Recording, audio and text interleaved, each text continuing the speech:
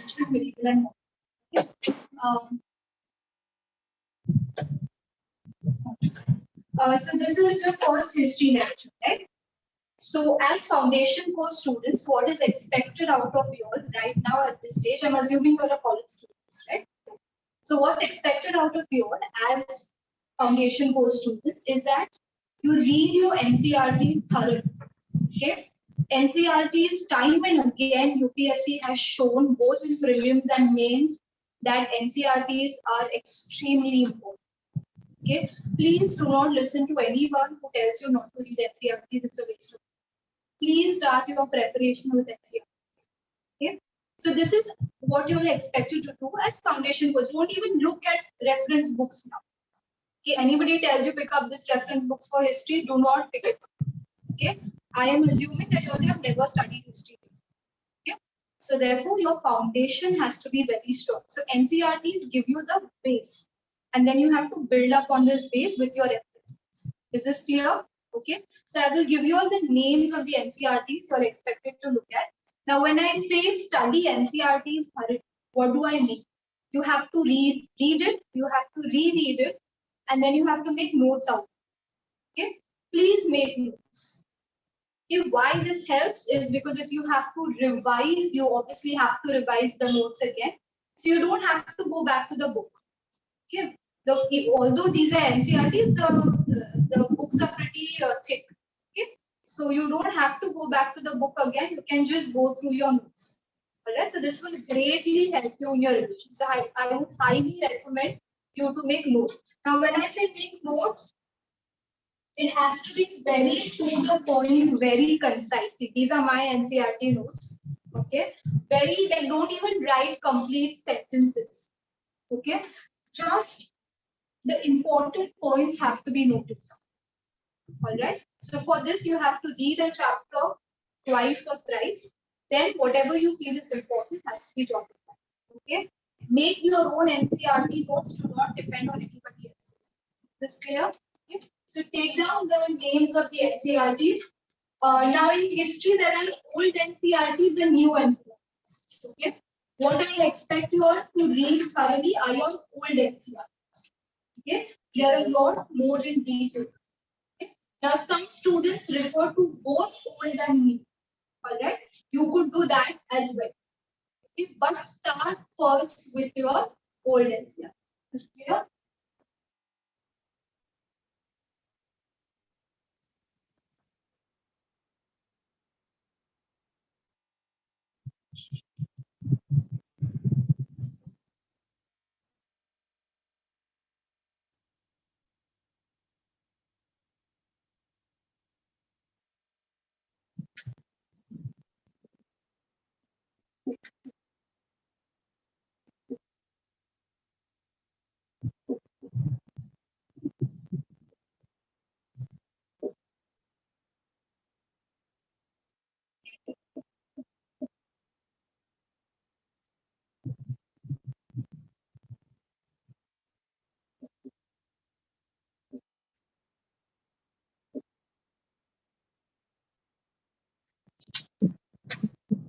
These are the three books you have to refer to. Ancient India, 𝐼𝐸𝐵, Medieval India, Satish Chandra, Modern India, Bipin Chandra. Okay. These books are widely available. You can buy them, purchase them online. I think they're available both on Amazon and Flipkart. There's also PDF version of these books available. Yes, if you are used to reading from the computer screen and making notes, that is also good enough.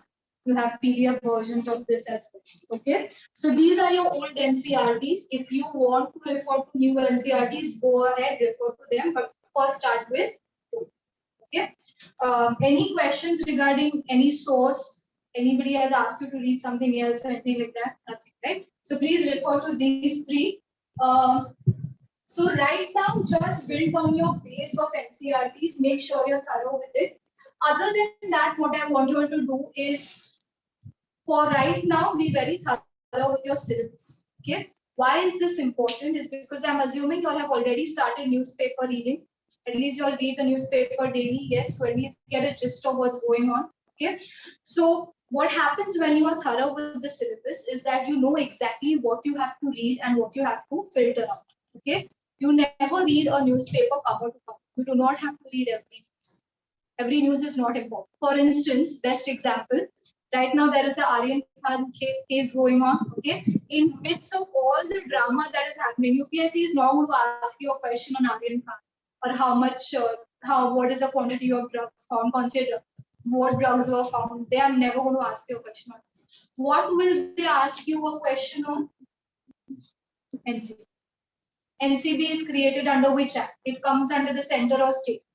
Okay, what is the function of NCB? How are the directors of NCB chosen? Okay, so these are the questions. If there is some news, for instance, the 𝐮𝐩𝐝 𝐚𝐭𝐞𝐬 case, they will not ask you any question on how 𝐮𝐩𝐝 𝐚𝐭𝐞𝐬 died or what is the connection, no, but they might ask you a question on CBI. Okay, CBI was established under which act? How are the directors chosen? Okay, what is the selection committee for choosing the director? So this is why you have to be very thorough with your syllabus, even with history. Okay, so if there is any new, for instance, there are always new excavations going on in the IVC sites. What is IVC? Indus Valley Civilization, Harappa Civilization. Have heard of it? Yes. So there are always some of the other new. There are 2,800 Harappan sites in India and Pakistan. Okay, so there are always new excavations, always new findings happening. So that it always occurs in history. So you have to make a note of it. You have to remember it. Why? Because it is in your history. Is this clear? If there is any new festival, there are lots of harvest festivals, Northeast Indian festivals. There are any classical dances which have been covered in the newspaper. You have to make a note of it. Why? Because it comes in your art and culture topic. It's a part of your syllabus. So make sure that you're very thorough with your syllabus. So you know exactly what to read and what to leave out. Okay, especially history के ज़्यादा news होते नहीं है, but every now and then you will find some editorial on Gandhi ji, or you will find some editorial on Dr. Ambedkar, or some social reformer, some freedom fighter. Okay, for instance, if you all are reading newspapers, you all should know this one ruler was very much in news the last previous 1 year, Tipu Sultan. Okay, who ruled over Mysore. Okay, so again, if it occurs in news, any historical personality that occurs in news, you know that you have to read up more about. Okay, because there is a chance that UPSC will ask you a question. Okay, see, I know you're not giving your prelims anytime soon, but you have to make the effort to understand what exactly you have to read. Otherwise, you're just reading the newspaper for 2 hours, you're not getting anything out. Okay, so make sure that you devise this technique from now on itself. Okay, so your newspaper reading is more productive. Okay, any questions you'll have to ask me? Okay, so we'll start with ancient India. Now, Indian history is divided into 3 sections, 3 periods: ancient, medieval, and modern. Okay, so we'll first obviously start with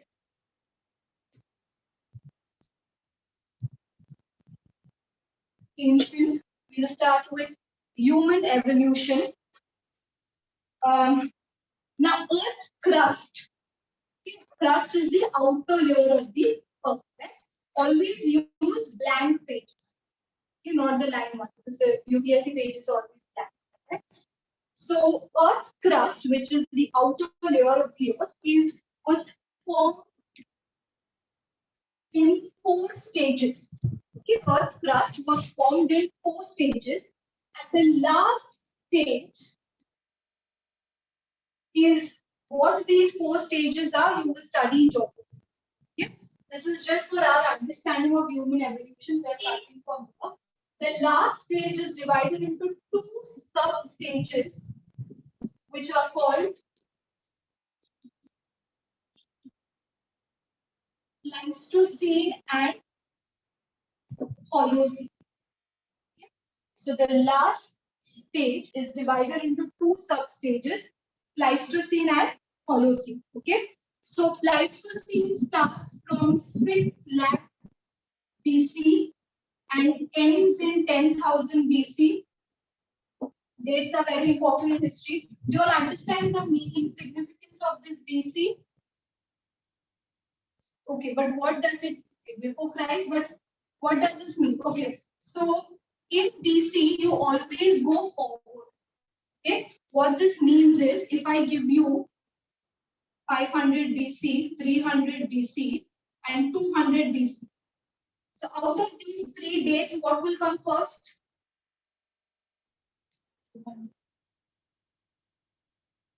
500. Is this clear? See, this dating system is important because history you will see that it's all about the dating system, right? So 500 comes first. You go in the decreasing order.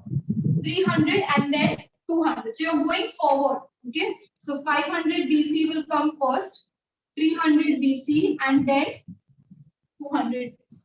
Okay. Then once you start with AD, then what will come first?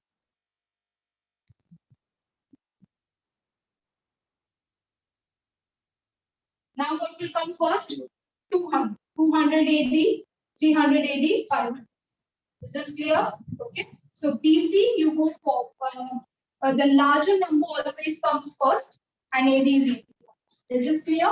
So Pleistocene is from 6 lakh BC. The larger number will come first, 6 lakh BC to 10,000 BC. Okay. And the Holocene period begins from the end of the Pleistocene, that is 10,000 BC, to present. Okay. So 6 lakh BC to 10,000 BC Pleistocene, 10,000 BC to present is your Holocene. So right now you are in the Holocene. Is this clear? What is the basis for this distinction? Pleistocene period is during your Ice Age. And end of Ice Age or post Ice Age period is Holocene. Okay, so when Ice Age ended, Pleistocene period ended, and this is the beginning of Holocene. Okay. Now, life on Earth first existed 3,500 MYA. MYA stands for million years ago. Okay. So life on Earth first existed from or first began from 3,500 MYA, million years ago. But was it human life? No. So it was confined to plants. Okay. Human life or humans first occurred on Earth only 6 million years ago.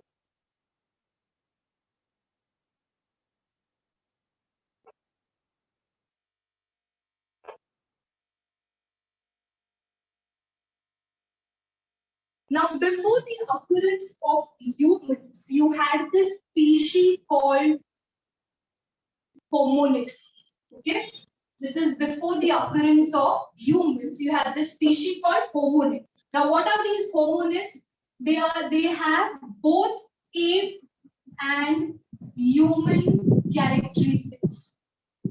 Okay, so not completely apes, not completely human. They're a mixture of two. Okay, they have both ape and human characteristics. Now, the last hominid to exist exactly before the existence of humans was this species called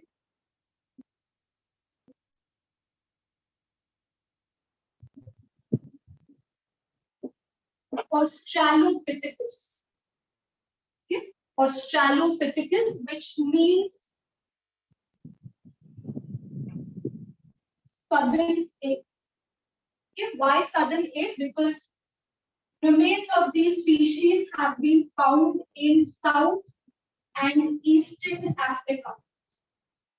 SNE is South, and so I tend to write a lot of these short forms because that's also how I make my notes. So that's and you all can also please use something like this in your notes. Okay, so plus is and it makes your work much easier. Your notes become much shorter.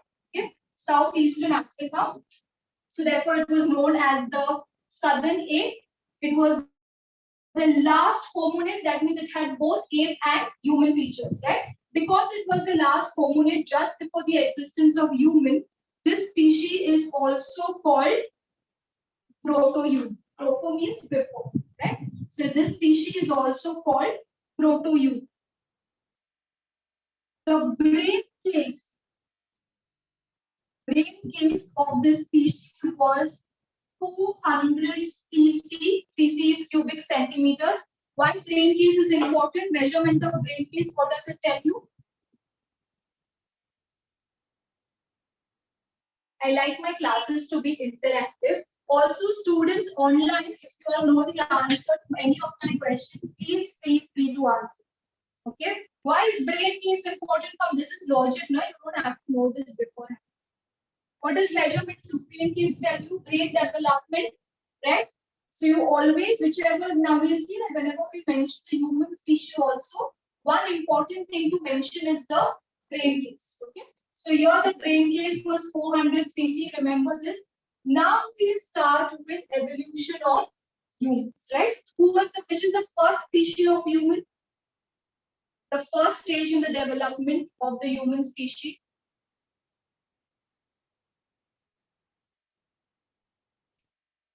Okay, tell me any stage. Come, any stage you all remember, not just the first one. Neanderthal.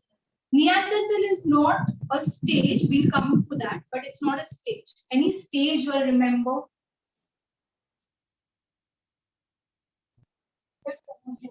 Yes, Homo sapiens. That is the second. That's the third stage. Then in present days, Homo sapiens. Sapiens. You're late. Sorry, ma'am. Why are you late? Actually, there was a lot of traffic on the road, so I had to take the train. This is the other, sweetie. There's always going to be traffic. No, actually, I stayed side, so I only need half an hour to come here. Then, sorry. Okay, so the first stage is, please remember the stages. Homo habilis. Okay, habilis stands for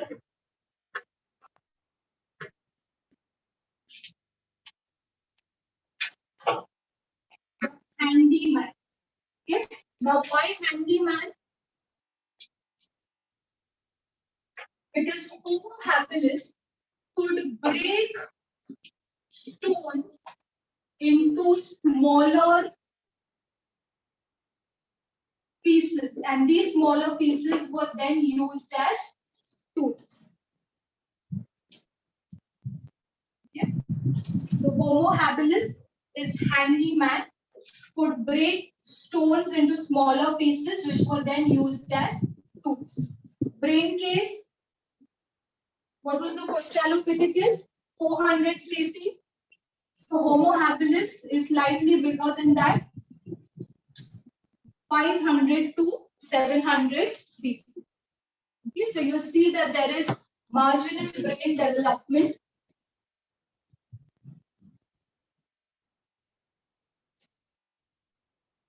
Remains of Homo habilis are found in Africa. Okay. Second, Homo erectus. Okay. Second stage, Homo erectus, which stands for erect man. Why erect? Because man could now, or rather human, why use man? Humans could now travel distant places. That means humans could now stand erect. They could travel distant places. How do we know this? Because remains of Homo erectus have been found not just in Africa. Okay, they were found in South Africa, not just in South Africa. They've also been found in Southeast Asia, SEA, Southeast Asia. Okay, they were also found in China. Brain case 800 to 1200 cc.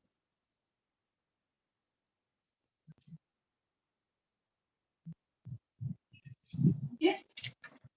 Homo erectus, one very important development, okay, in Homo erectus is that man or humans now used a hand axe.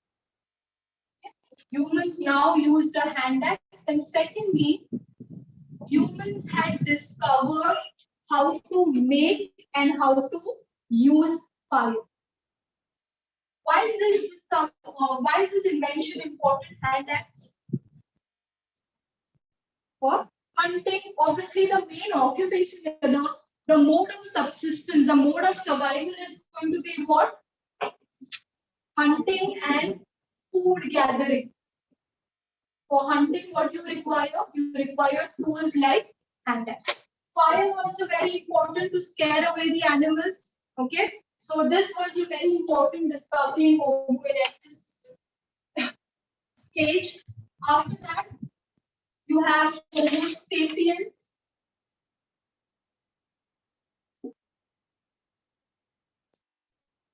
Homo sapiens corresponds to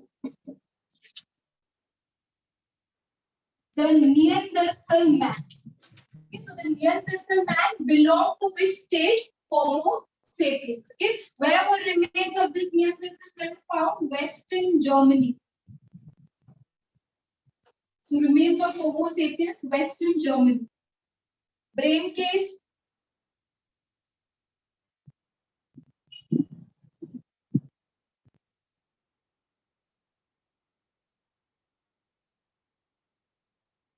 (800 to 1,200 cc).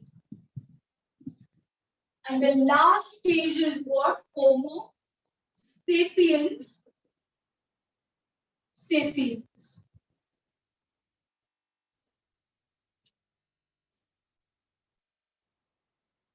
Remains found largely in the African continent.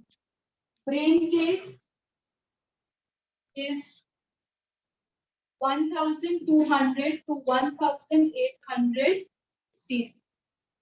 So you see a consistent brain development right from the time of Australopithecus.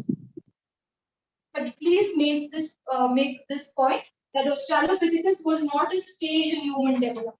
Okay, Australopithecus was a Homo or proto-human. Okay.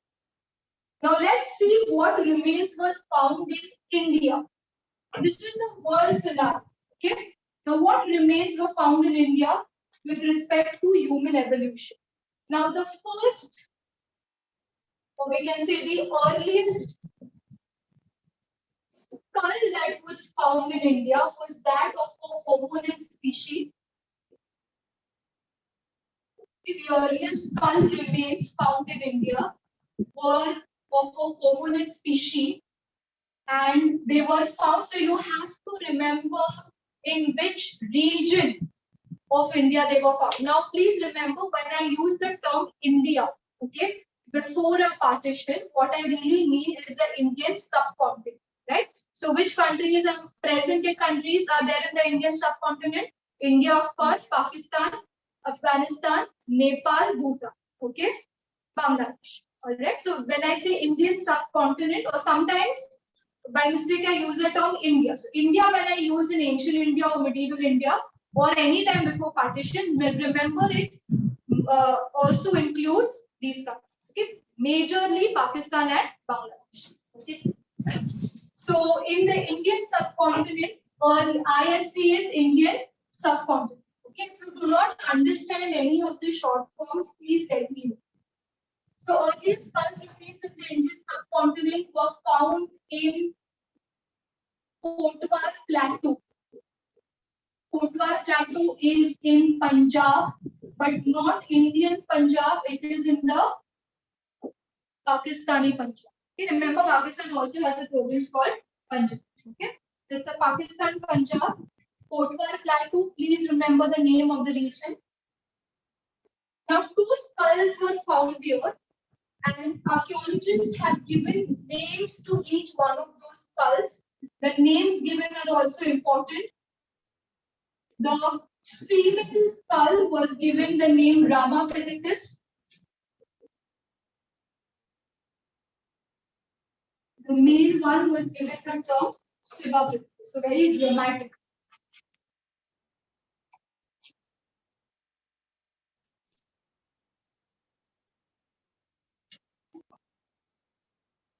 This line of hominid species ended here. That means you do not have any descendants of this line in the Indian subcontinent. After this, the next remains that you find are that in these are also skull remains found in Hathnora, which is in Madhya Pradesh.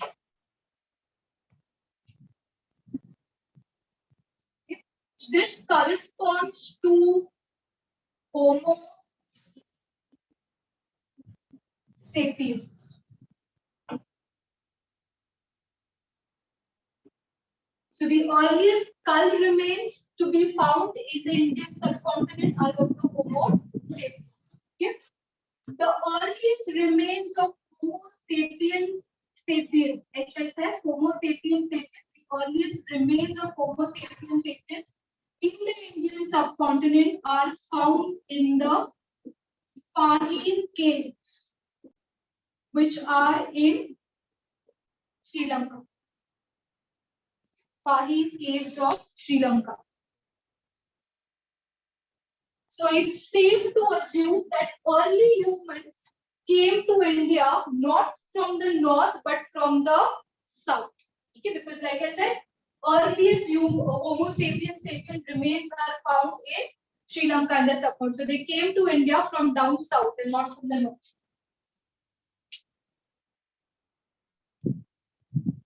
Any doubts here? Yes? Do you have any doubts? You look very confused. Any doubts? Is it too much information? If it is, too bad. This is what history is. Deal with it.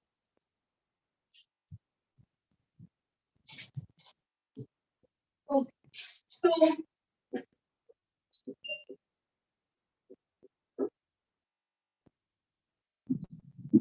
the Stone Age, why Stone Age? How do you get this from Stone Age? Because the tools used were made up of stones, right? Which are some of the other ages in the world?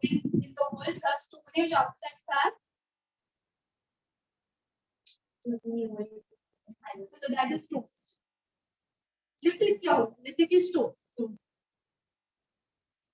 After Stone Age, which was the first metal to be used in India? First metal, copper.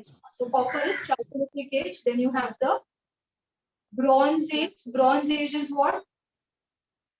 Bronze Age is which period of India? Indian history में Bronze Age मतलब क्या होता है? 700. 700 BC is Neolithic. That's just too much. Bronze Age is IBC, Harappan Civilization. Okay, Iron Age is after that. What is that? Obviously, but what is that? Maybe the Iron Age.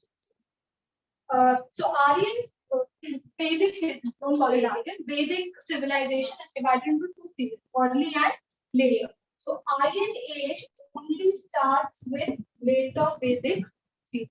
The early Aryans had no knowledge of Aryan. This is a UPSC prelims question. Okay. So Stone Age, the tools here were all built up of stones. Okay, so therefore the term Stone Age, as simple as that. Now, Stone Age itself is divided into three categories or three periods. Which are these three periods? First is, anyone? Paleolithic. Second is Mesolithic. Why do you all look so nervous while answering? What do you think I'm going to do? I'm not going to ask me to stop studying for UPSC. This answer is okay. Okay, so you have Paleolithic, you have Mesolithic, and you have Neolithic. Okay. Now, Paleolithic in itself is divided into three periods. You have Lower Paleolithic, you have Middle Paleolithic, and you have Upper Paleolithic. Okay. So lower starts first. Okay, it goes like this. Lower Paleolithic, Middle Paleolithic, Upper Paleolithic. You all want the dates? Or too much it will become 8. Okay, so Lower Paleolithic starts with 6 lakh to 1,50,000 BC. Okay, so lower. Remember what I told you, the bigger number in BC always comes first. Okay, so lower Paleolithic 6 lakh to 1,50,000 BC. Middle Paleolithic is 1,50,000 to 35,000 BC. And Upper Paleolithic is 35,000 to 10,000 BC. Okay. So first is lower, middle, and then upper. What are the dates I gave you for Pleistocene period? Remember Pleistocene and Holocene? So what are the dates I gave you for Pleistocene?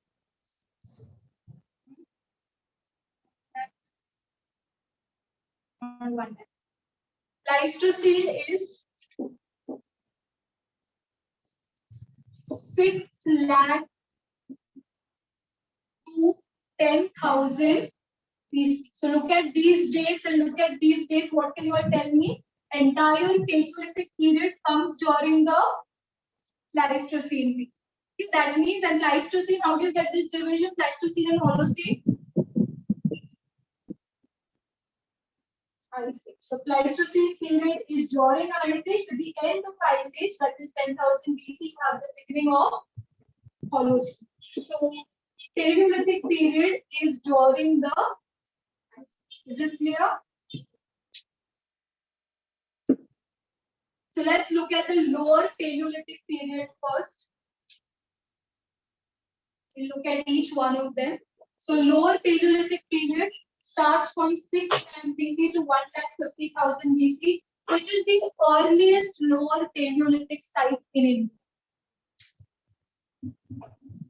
The earliest lower Paleolithic site in India.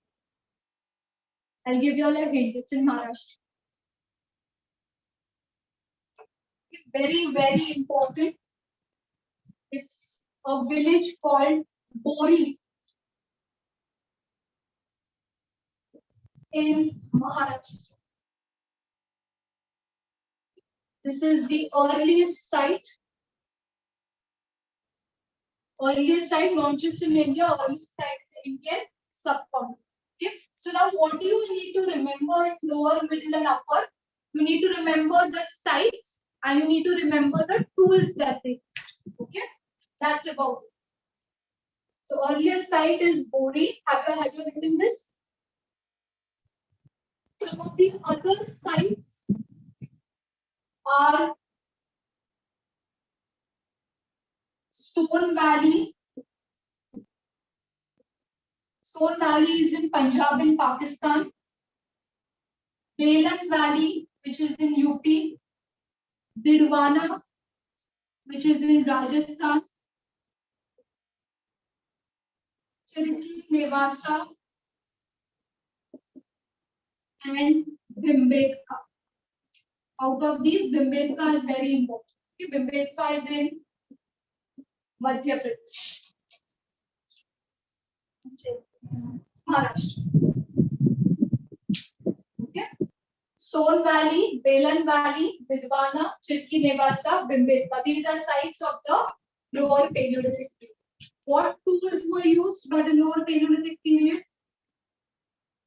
Hand axe. Which stage of human evolution first saw the use of hand axe?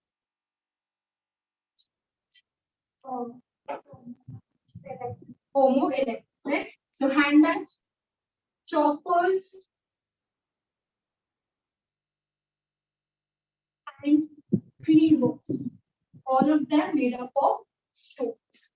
The names of the stones, choppers and cleavers. So hand axe, choppers, and cleavers for your Paleolithic. Now, Middle Paleolithic.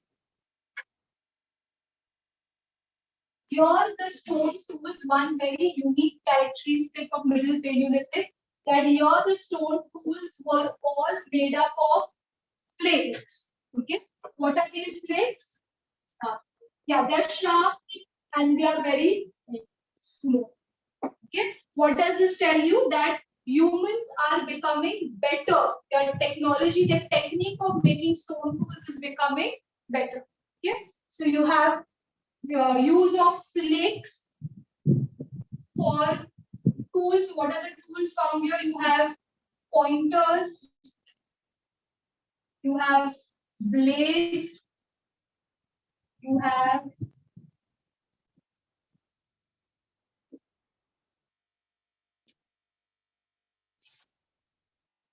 scrapers.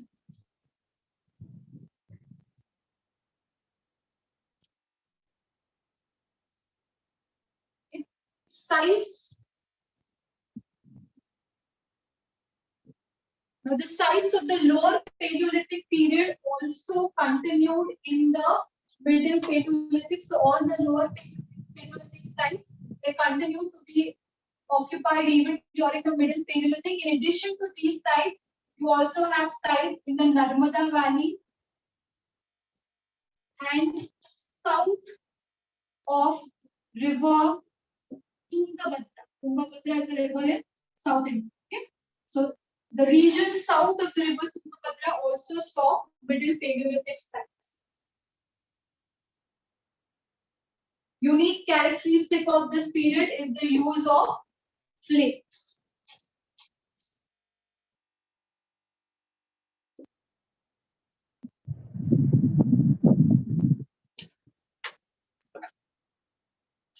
Upper Paleolithic, tools used blades and burins largely. Sites, there are total 566 sites of Upper Paleolithic period. In the Indian subcontinent, Upper Paleolithic period is also towards end of Ice Age. Remember, Ice Age ends in 10,000 BC. And what are the dates for Upper Paleolithic? 35,000 BC to 10,000 BC. So you see end of Ice Age. So the climate has become relatively warmer. You see 566 sites. So therefore you don't need to name any individual sites, but you only need to remember the states. Okay. So which states is it? Andhra Pradesh, Karnataka, Maharashtra, Gujarat, South UP, Central MP, Jharkhand, and one site in MP, very important, Bhimbetka.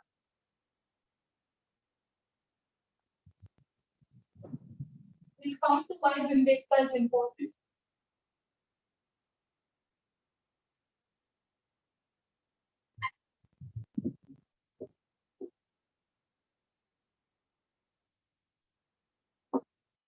Mesolithic period, meso means middle. So this is a period of transition.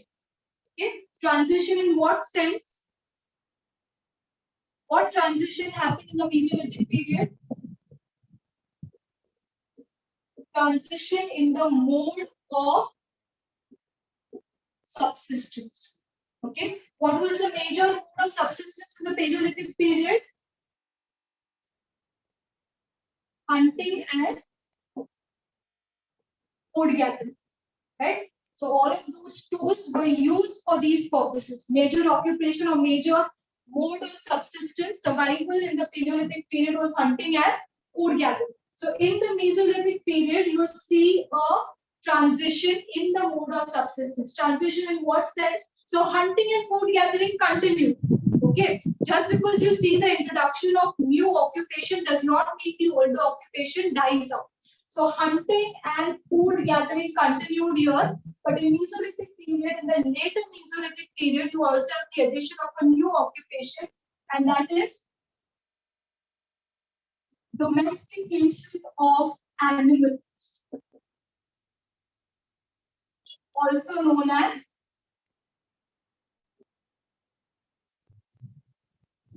animal husbandry. Okay, so in the later half of the Mesolithic period, you have the beginning of animal husbandry. Which are the sites? Again, too many sites, so even NCERT has only mentioned the states.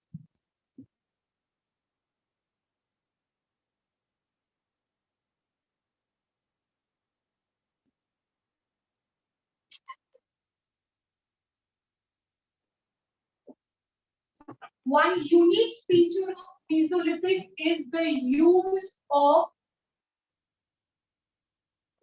microliths. What are microliths? What did I say? Lith means stone. So micro means small. So extremely small stone tools were used in the Mesolithic period. Again, shows advance in technique. In Rajasthan, you have one very important site. It's called Bagor. Okay.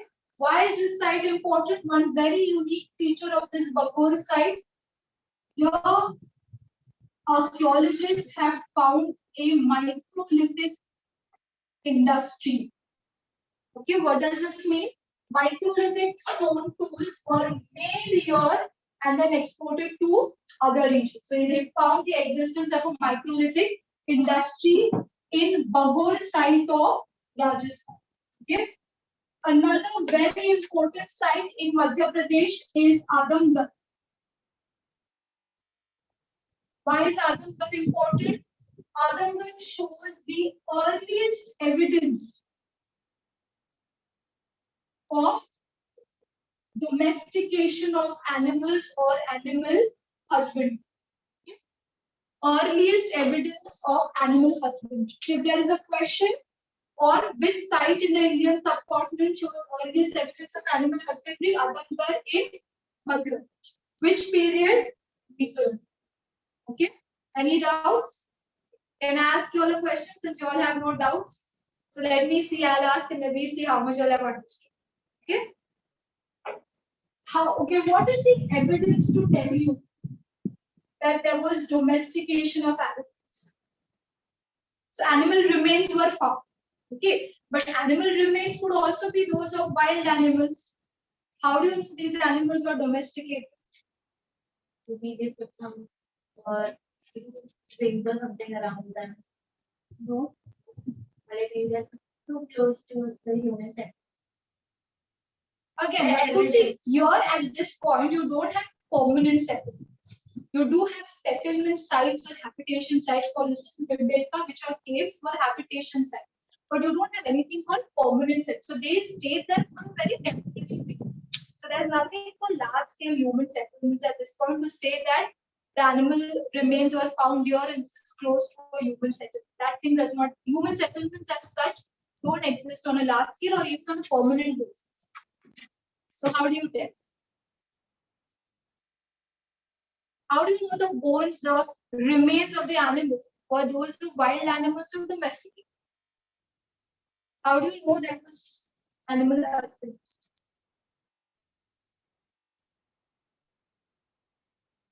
This is the whole point of a class, right? Of a coaching class. Because all of this information you will get in your NCERT anyways. Okay, see, well, first to crack UPSC, right? What you really need to understand is what kind of knowledge UPSC requires from you. Okay? They do not expect you to mug up anything.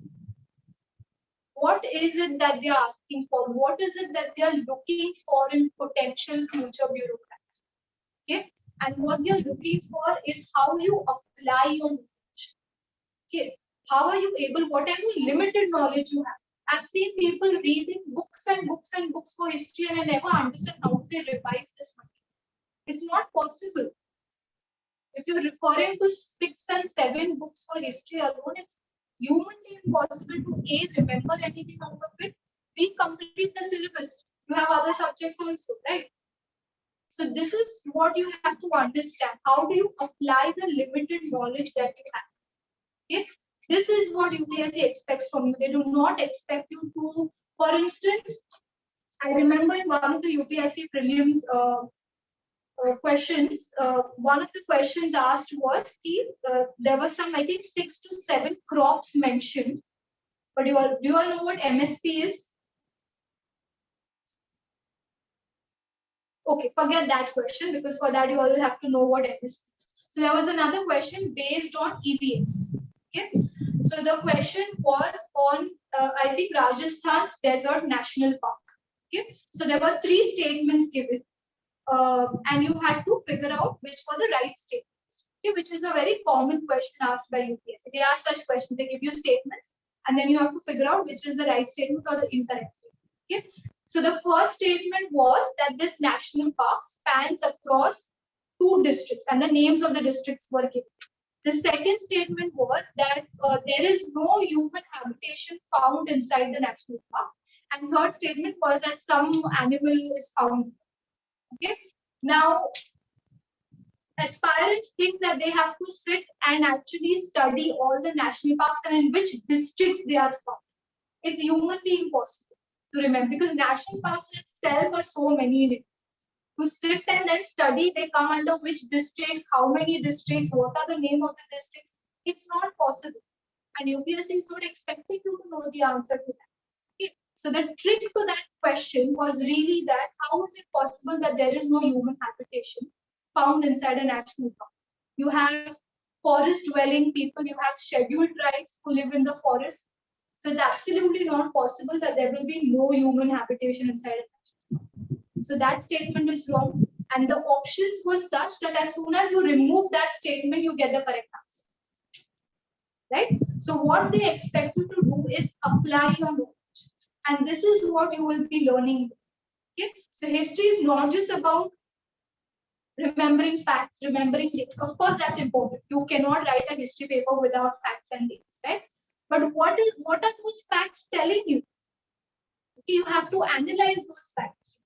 One question asked in UPSC mains, I think, I don't remember the year, was what is Gandhi's Swaraj? Okay, what was Gandhiji's idea of Swaraj? Again, this is not a factual question. It's a very conceptual based question. So what do you understand out of Gandhiji's ideology, out of his freedom struggle? Okay, what is Satyagraha? Okay, what is this idea of Swaraj? What does it mean? Okay, so make sure that you understand the concepts behind the facts. Don't just mug up the facts. It will get you nowhere. Okay, so how do you know there was domestication of animals? 2 things will tell you, or 2 things tell the archaeologists that there was domestication of animals or paleontologists. One is that when the animal is found outside its natural zone of habitat. Okay, so if the animal is not largely found in this zone, it's not naturally found in this zone, then it is safe to assume that it was a domesticated animal, because wild animals obviously will only exist in their range of habitat. You will not find a Bengal tiger in Mumbai. Okay, if you do find it, you might find it in a zoo. Okay, वो penguin था ना Bibai Pilau. Which one was that? Humboldt penguin. That was bought from Peru. But you don't usually find it. That means it is domesticated. So if it is found outside its natural zone of habitat, that means it is domesticated. Second is you will always find some anatomical or biological changes in animals that are domesticated. Okay. For instance, research has shown that the teeth of domesticated animals tend to be smaller than the wild animals. Okay, so that also can be or can be a determinant of an animal being either domestic or wild. Okay. Another change that occurs is in the wild population. Okay, in the wild population, the ratio of male population to female population of that particular animal is almost equal. Okay, but when it comes to domesticated animals, you will always find that the female population is more than the male population. Why? Because it is a female that will then bear a child, right? So the female population is always more than the male. The male animals are usually killed at a younger age. Is this clear? They have to maintain the female. So this also can tell you whether it was male. So if you find more, for instance, remains of females than males, it can tell you that they were domestic. Okay.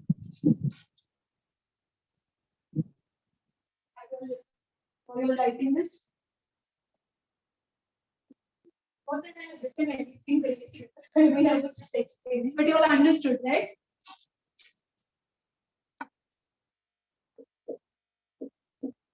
Now, Paleolithic and Mesolithic period also, the people of the Paleolithic and Mesolithic period also practiced art. Okay. Essentially, it was in terms of rock paintings. Okay, paintings on rocks or in caves. And the most important site for rock paintings in India are these caves at 𝐮𝐸𝐝𝐿𝐼 in Madhya Pradesh. Okay.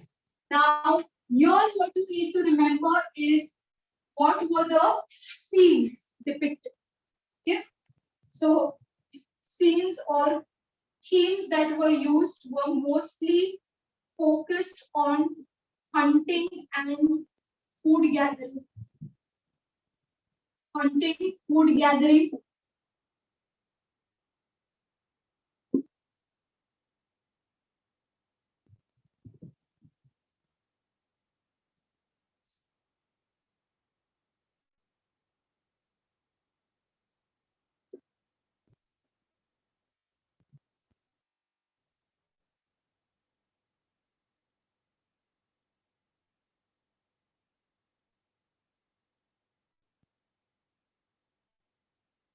Most of the figures in the cave paintings were those of animals, birds, and very rarely humans. But very rare.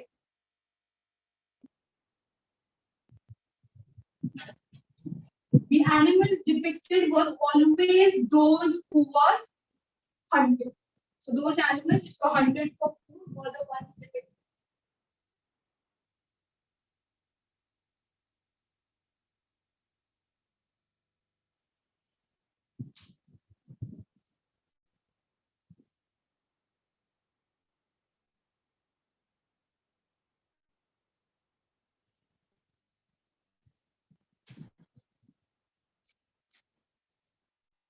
Why is it that humans practiced art in this period of time? We cannot tell for sure. Okay, what is it that made them practice art? But most accepted view is that they could have done it for leisure. That's about it. But then you also have counter arguments saying that humans were not that developed to actually practice something for leisure. You know. So we can't really tell for sure. We can only tell that it was art in 𝐮𝐸𝐝𝐿𝐼 most important site with respect to cave paintings. Okay, so habitation in the 𝐮𝐸𝐝𝐿𝐼 site started right from the lower Paleolithic period.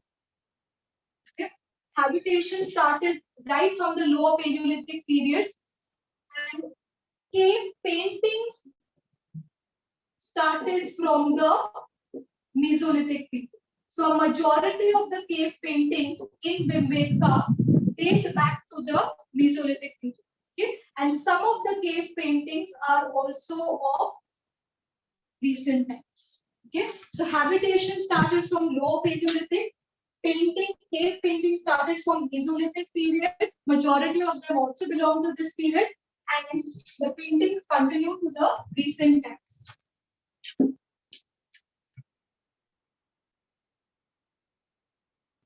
Now, Neolithic.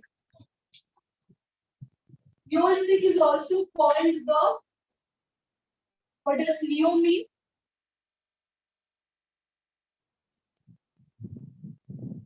New Stone Age. Okay. Neolithic also called the New Stone Age.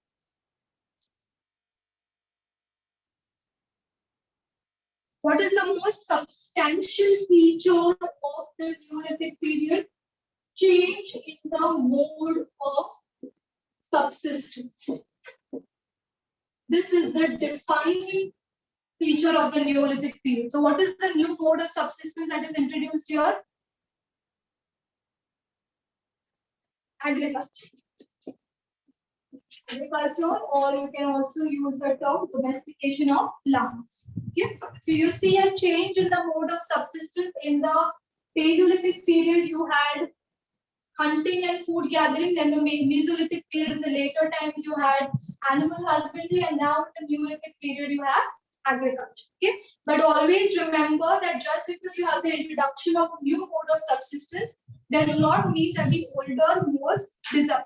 Okay, because even now, even present day in 2021, you have some tribes, especially in central India, Madhya Pradesh, which still carry on hunting and food gathering. Some tribes in Andaman and Nicobar still carry on hunting and food gathering. Is this clear? Okay. So those modes of subsistence continue. Now, Mehergarh earliest site of Mehergarh, earliest site of Neolithic period in the Indian subcontinent is Mehergarh. Okay. This is in Balochistan. Where is Balochistan? Present day. Pakistan. Yes, good. Pakistan. Yeah, very good. Pakistan. Balochistan in Pakistan. Balochistan वर्षों को कितना problem होता रहता है बलूचिस्तान में हमेशा. There are lots of separatist movements in Balochistan. Important for your international relations. Okay, so Mehergarh, Balochistan in Pakistan. The date of Mehergarh is 7000 BC. So the beginning of Neolithic period in India is 7000 BC. Remember, this date is only for the Indian subcontinent, okay, and not worldwide. Worldwide, Neolithic period started in around 9000 BC in other parts of the world, but in the Indian subcontinent only started much later in 7000 BC. Okay. Now, what are the unique features of Mehergarh site? Crops were cultivated. Which crops? Wheat and barley. Now remember, these features that I'm telling you is only for Mehergarh and not all the Neolithic sites. Okay? Wheat and barley were cultivated. Like I said, domestication of animals continued. So which animals were domesticated? First, cattle, then sheep and goat.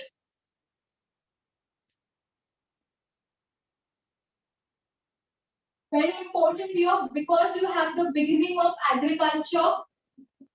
In Mehergarh, you also see the existence of granaries. What are granaries? The structure to store your grains. Okay, so the grains cultivated were stored in these structures called granaries, and these granaries were made up of mud bricks. What material is used to make the structures? Very important.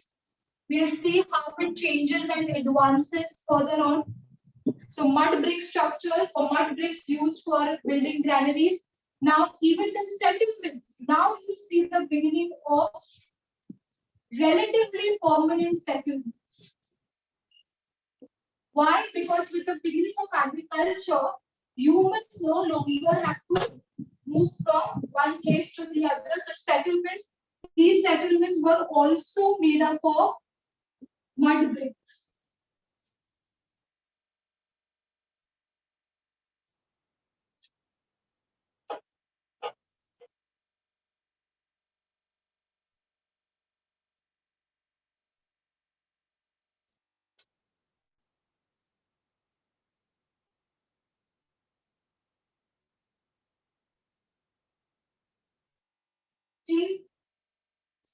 India, Neolithic period started only in 4500 BC, and in Eastern India, it started only in 2000 BC. Okay, so it's only the Mehergarh site is 7000 BC.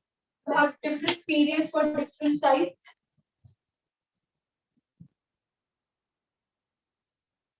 And the largest number of Neolithic settlements are found in South India. So all Neolithic settlements are divided into three categories. Three categories on the basis of which part of the country they are found in. Okay. So you have the northwestern sites, you have the northeastern sites, and you have the southern sites. Northwestern, northeastern, and southern. Okay, this is on the basis of which region of India they were found. So let's look at the northwestern sites first.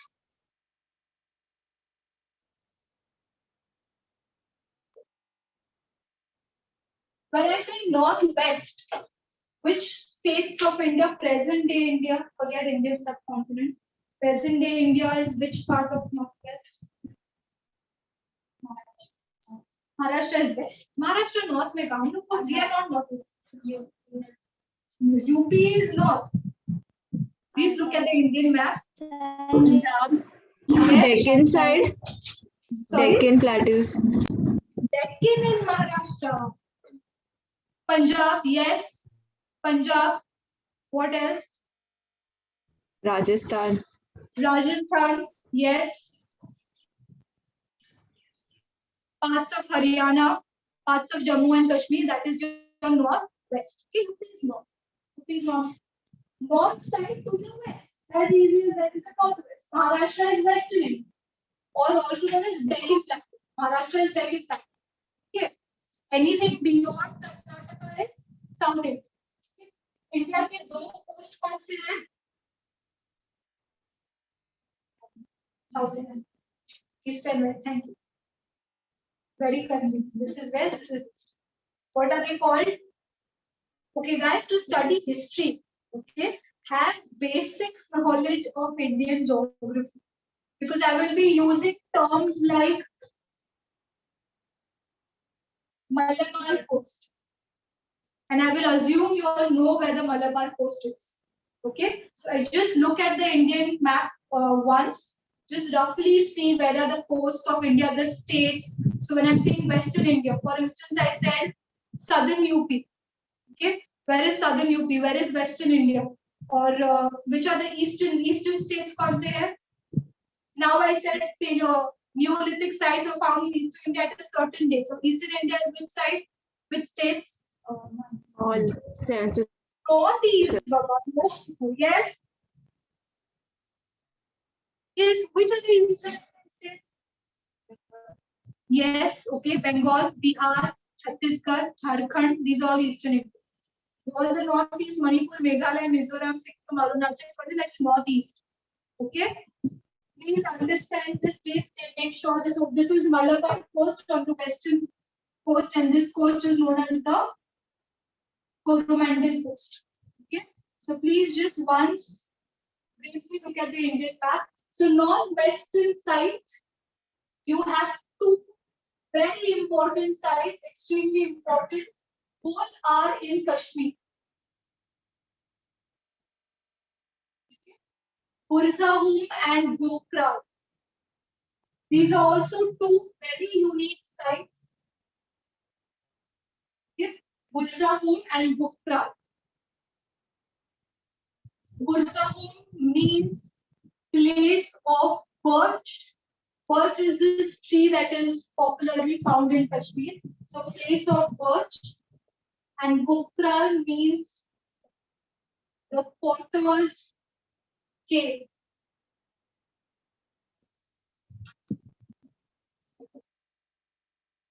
Okay.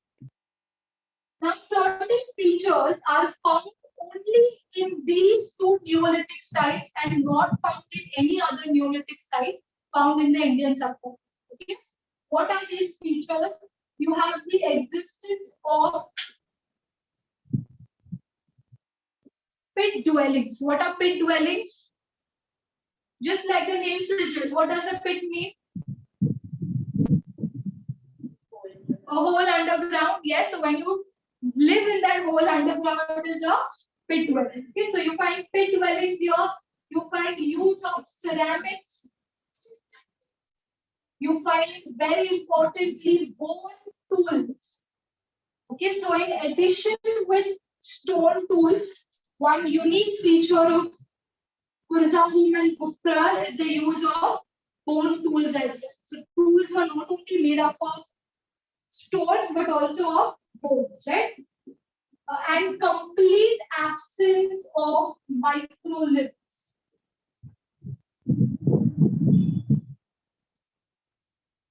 When were microliths first began to be used? Which period? Microliths, which period first started? Mesolithic. Mesolithic. Good.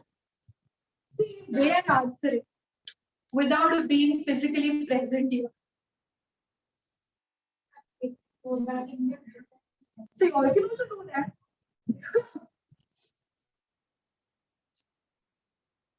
Microliths. The whole point is that it should, again, once again, you should remember. It helps in remembering long. So complete absence of microliths. These are the 4 features which are unique to 𝐻𝐸𝐝 and 𝐸𝐸𝐿, right? Now 𝐻𝐸𝐝 specifically, here you find lakeside pits. The mode of subsistence here was fishing and hunting and gathering. So the people of 𝐻𝐸𝐝 had knowledge of agriculture, but their mode of subsistence was fishing and hunting and gathering. But still, it comes under Neolithic site. Okay, although it didn't practice agriculture.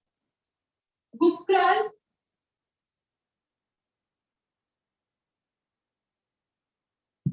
Here you have large-scale use of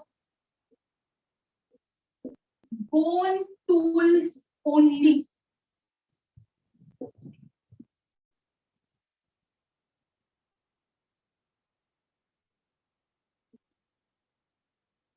Another site in India which used, have you written this? Another site in India which used bone tools was in the northeast site category, and that is Chirad. Chirad is in present day Bihar. Okay, although Bihar is in eastern India, we put it in the northeast category. Okay, only for the sake of Neolithic sites. So there are only 3 sites, only 3 Neolithic sites in the Indian subcontinent which use bone tools along with stone tools. 𝐻𝐸𝐝 and 𝐸𝐸𝐿, both in Jammu and Kashmir, or Kashmir specifically, and Chirad in Bihar. Okay. Now, one very specific feature of Chirad is that it is a riverine site. Okay. Riverine site means it is surrounded by rivers on all 4 sides. Okay. Which are the rivers? Ganga, Gandak, Son, Ghagra.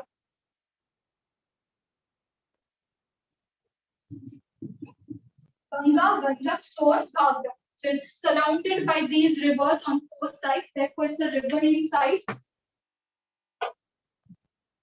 And the bone tools here are made up of antlers.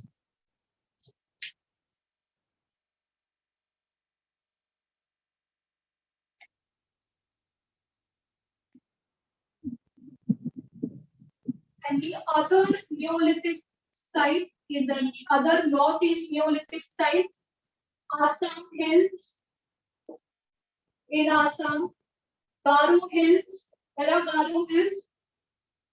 Anybody, where are Garo Hills?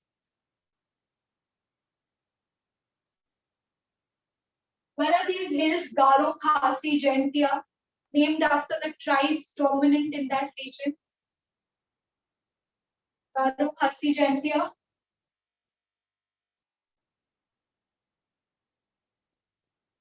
Meghal. Okay. Garo Hills in Meghalaya. Kaimur Hills, MP.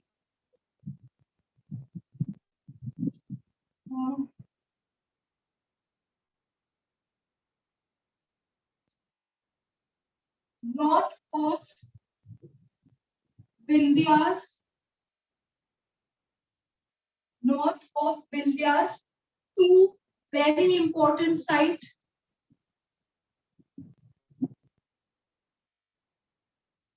𝐭𝐤𝐝 and Mahagra. North of Vindhyas, you have two very important sites, 𝐭𝐤𝐝 and Mahagra. Both of them are found in the Allahabad. Sorry, not Allahabad. Present day name of Allahabad is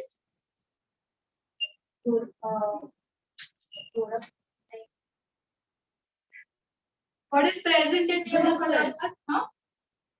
Something like that. Gurukul. No, it was related to the Related? No, it's not. I'm telling you. It's not. Present day name of Allahabad is prayer. how is Prayagraj related to Gurukul? Why Prayagraj? Prayagraj, by the way, was the ancient name of Allahabad. Okay, during the Mughal period, it was changed to Allahabad, and now again they've gone back to Prayagraj. Why Prayagraj? Prayag क्या होता है? Hindi word. No, what does Prayag mean? Hindi or Sanskrit? I'm not sure. Prayag means confluence. Okay, confluence of what? Rivers. Okay, so this Allahabad region or Prayagraj region is at the confluence of three rivers, Ganga and Yamuna, and one mystical river. That means it does not exist. There is Saraswati. Okay? But there is also another river called Saraswati in Gujarat. This is not that. Okay, so therefore the term Prayag. Okay, so 𝐭𝐤𝐝 and Mahagra both are in the Prayagraj district of, where is it? Which state? Which state? Where is Prayagraj?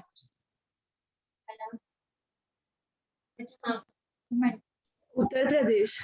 Thank God. Thank you. It's in UP. Okay, so why are 𝐭𝐤𝐝 and Mahagra important? They show you the earliest evidence for earliest evidence for cultivation of rice. Okay, and this goes back to 5000 BC. Which were the two crops grown in Mehergarh? Two crops grown in Mehergarh, wheat and barley. But the earliest evidence of rice comes from both 𝐭𝐤𝐝 and Mahagra in 5000 BC. What is the date of Mehergarh? 7000 BC. 7000 BC. Now let's look at the southern sites. A majority of the Neolithic sites are found in South India. Okay.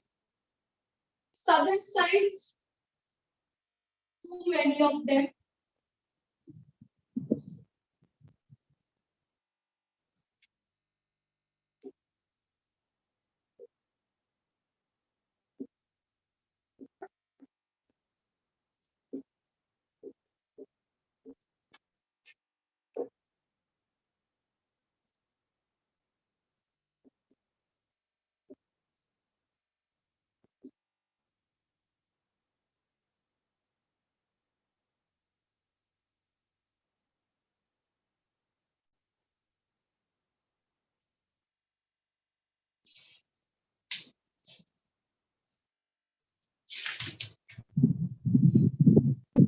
Any questions up to now?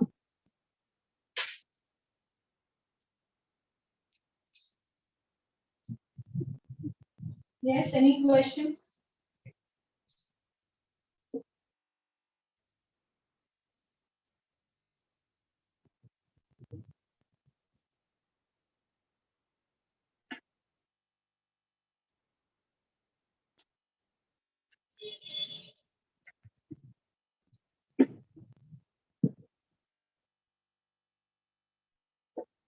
So we've seen that wheat and barley were largely grown in Mehergarh, but a majority of the other sites grew other crops and not wheat and barley. And the other crops grown here were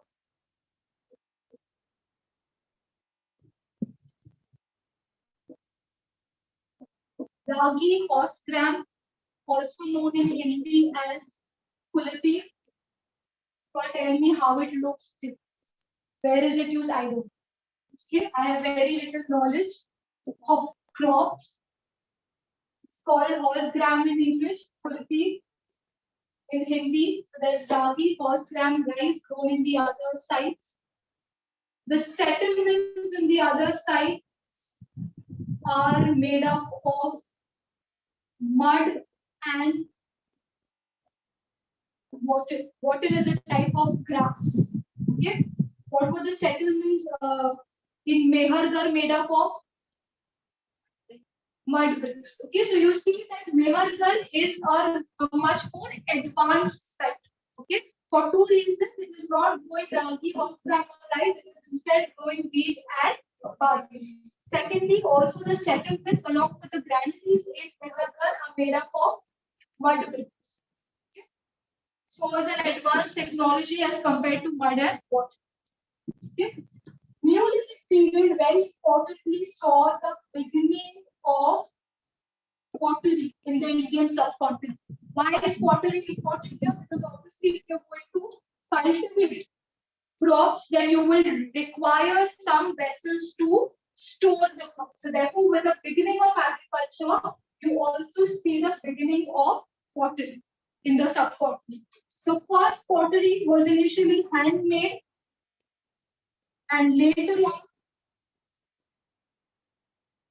a wheel was used. So potter's wheel, or the wheel used for churning pottery, came to India in about 4500 BC. Okay, so it came to India first. It was used in West Asia. From West Asia, it went to Balochistan, and from Balochistan, it came to be used in India. Okay. What was the color of the pottery? Very, very important. Okay. See, sometimes what happens is, first of all, every period in Indian history has a specific color of pottery. Okay. For instance, your Harappan civilization has something called BRW. Okay, what does BRW stand for? Black on red ware. Okay, why black on red ware? Because the background is in black and the designs are made on with red. Okay, so therefore black on red where is pottery. Okay, so what happens? Sometimes they will ask you questions if it is, let's say, based on the Harappan civilization. So they might not use the term Harappan civilization. Instead, they will use the term period of black and red. So you should know exactly which period it is talking about. Okay, so the pottery was grave.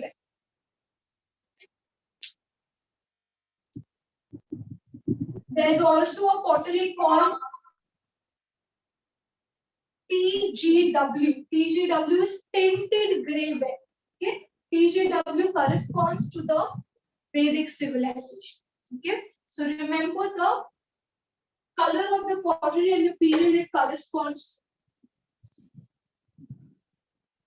Now, the biggest limitation that led to the decline of the Neolithic period, there were two limitations. One is because Neolithic period largely based on stone tools, Neolithic sites could only be established near hills, right? Because of the availability of stones, right? So this was the biggest limitation.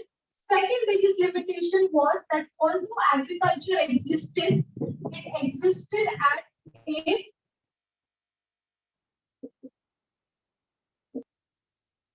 subsistence level. What does subsistence level mean? Only that much is produced, how much ever is required for consumption.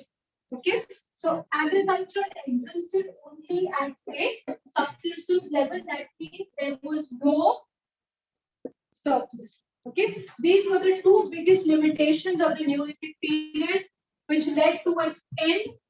And post that you have the Indus Valley civilization. Any doubts here?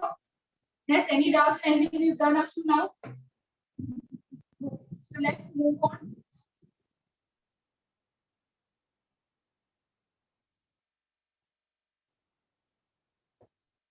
IVC also stands for Indus Valley Civilization, also known as the Harappan Civilization. Why Harappan Civilization? First site found was Harappan. Now remember that a majority of questions, okay, if questions are asked on history, the topics that are important is from IVC onwards. Okay, they ask very few questions on the Stone Age period or human evolution. Correct, but of course you still need to study. You can't skip anything. You need to study it, but focus more on IVC. IVC they always ask questions, both in prelims and mains. Okay, so make sure that you are stressed on IVC a lot more.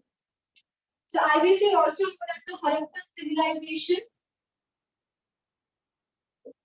In 1853, there was a British engineer by the name of Alexander Cunningham. What did he do? Can you tell me? He actually I would not found that it will take almost 3 to Accidentally found.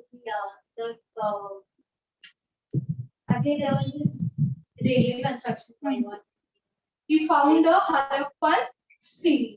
Okay, this Harappan seal had the image of a bull and it had 6 letters of in the Harappan script. So obviously he did not understand what this is. He did not understand the gravity of the situation, the finality of this find, and this was ignored. Okay? Then in 1921, excavations were first carried out at Harappa by an Indian archaeologist,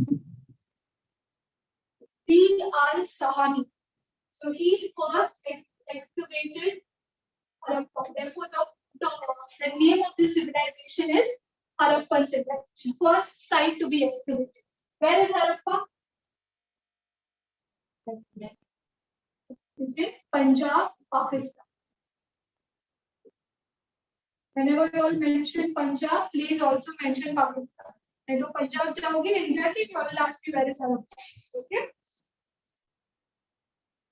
So Harappa was the first site to be excavated. In the same year, in 1921, another archaeologist, 𝐷 Banerjee, who excavated MD. MD is Mohenjo-daro. Okay, just write it.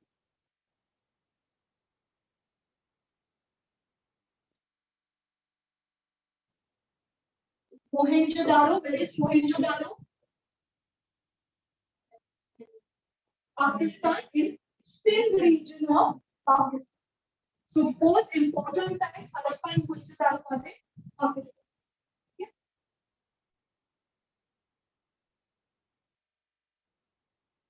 In 1931, you have John Marshall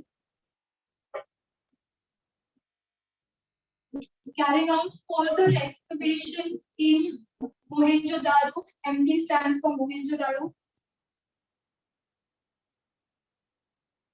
In 1938, you have Mackay, a British archaeologist, again excavating Mohenjo-daro. In 1940, you have Watts excavating Harappa. And 1946, you have Mortimer Wheeler excavating Harappa. So you have to remember the years, the names of the archaeologists, and which site. So you will see that there was heavy reliance on Harappa and Mohenjo-daro when the civilization was first established. So what is civilization?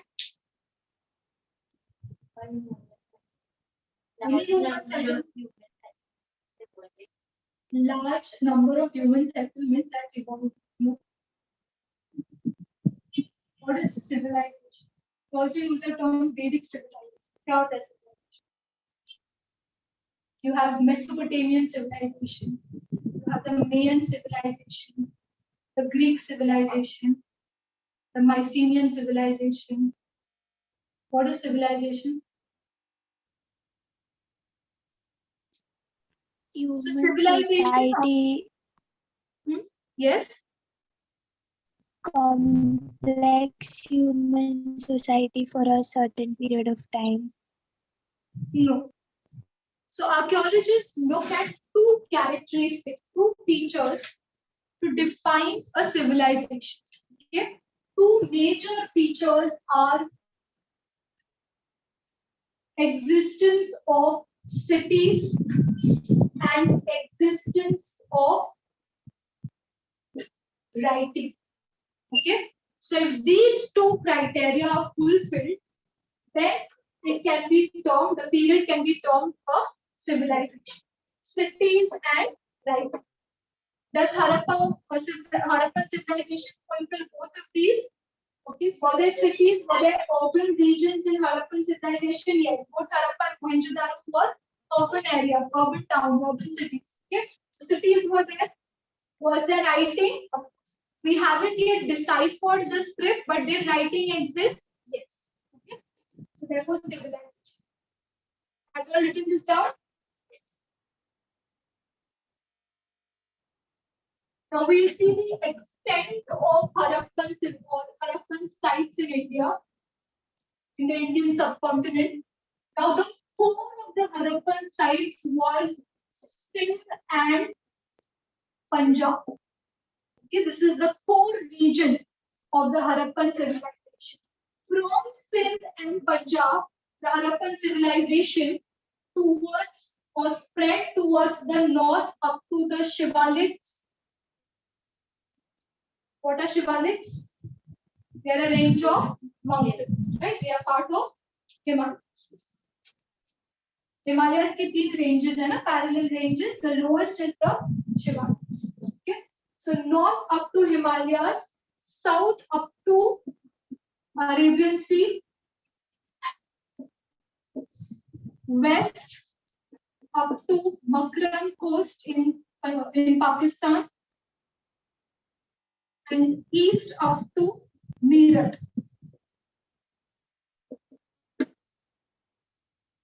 Meerut is in the Delhi UP region.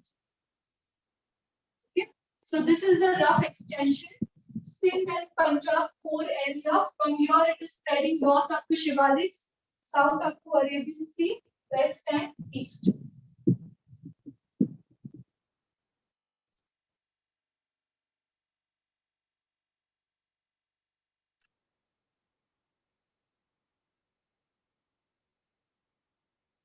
Now there are over 2,800 IVC sites. By the way, why is it called IVC also? Indus Valley Civilization. Why Indus Valley? What is Indus? It was near Indus River. Indus River. So, it was prominent. Were all sites found here in this river?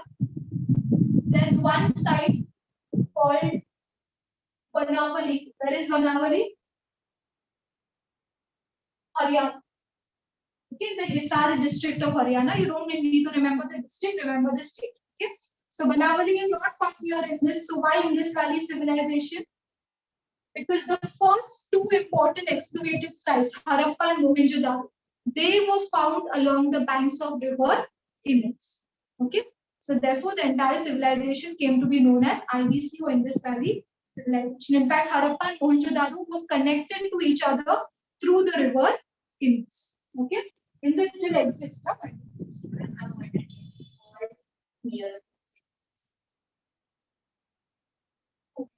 So there are 2,800 sites, IVC sites in India. The sites are divided into three categories. Early Harappan sites, mature Harappan sites,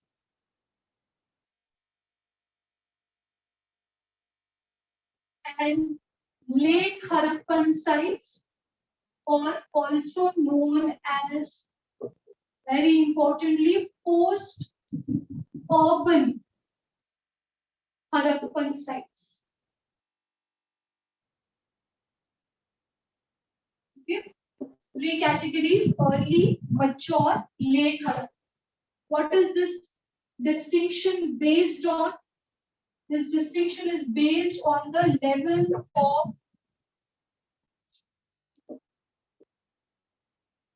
urbanization. So, जो early Harappan sites है, those are largely rural and capital.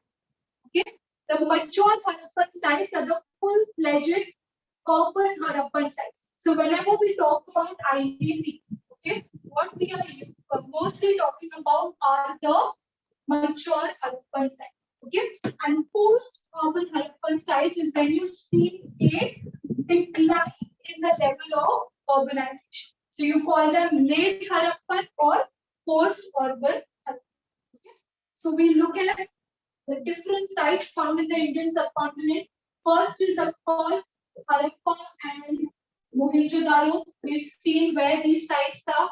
Both these sites are examples of mature Harappan sites. Okay. Which are the other sites? You have Lothal. Where is Lothal? Where is this site, Lothal? Very, very important site. It's in Gujarat. Okay. Why is it important? Because you have a very important feature here which is not found in any other IVC site. What is this feature? Old sort of thing. There is the existence of a document, which shows the importance of trade. Okay. So Lothal, only Harappan site where you have existence of document. See now, with respect to IVC, you have to remember such specific characteristics. Okay. For instance, you have one Harappan site, Kalibanga, which is in present-day Rajasthan. Okay. This is the only site where you find fire altars. Okay, only site where you find fire altars. So you need to remember such specific characteristics because this is what UPSC will focus on. Okay. We come to that fire altar. So Lothal, Gujarat, it is found near the Gulf of Cambridge. Okay, Lothal is also an example of mature Harappan site. Then you have Kalibangan, which is in Rajasthan. Why is it called Kalibangan? What is Kalibangan is because Kalibangan basically means black bangles. Okay. Now, when the archaeologists first excavated this site, the entire site was black bangles were found laid in the entire site. That means this site was an important industry of the production of black bangles. Okay, so therefore the term Kalibangan is found in Rajasthan. Now Kalibangan importantly has both early Harappan site, so it's both an early Harappan site and a mature Harappan site. Okay. Next site, Banamali, which is, like I said, in Haryana. Both early and mature Harappan. Kalibangan, Banamali, both early and mature Harappan. Then you have another site, 𝐟𝐨𝐥𝐿, again, Rajasthan.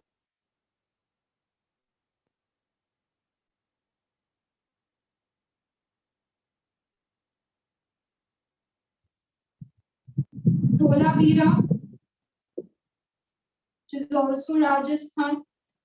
Now both these sites have all three phases. That means early Harappan, mature Harappan, and post Harappan. All three phases. And Dholavira is famously known for its fortifications. There are these fortifications, there are these stone walls that are built across the city for protection, for defense.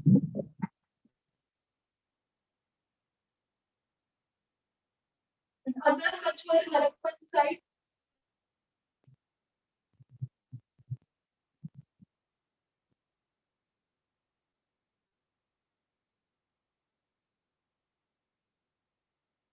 both are in Gujarat and they are coastal sites.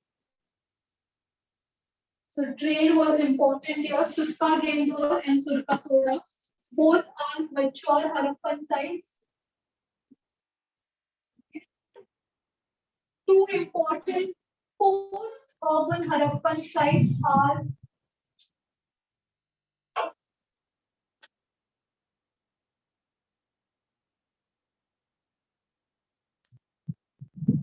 Rangdi and Rojri in Gujarat. Please make a note that these are post-urban Harappan sites.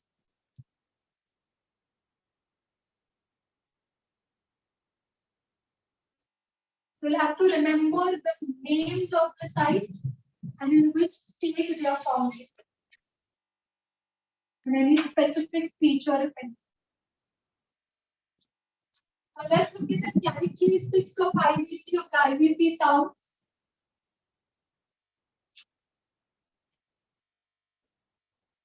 Town planning.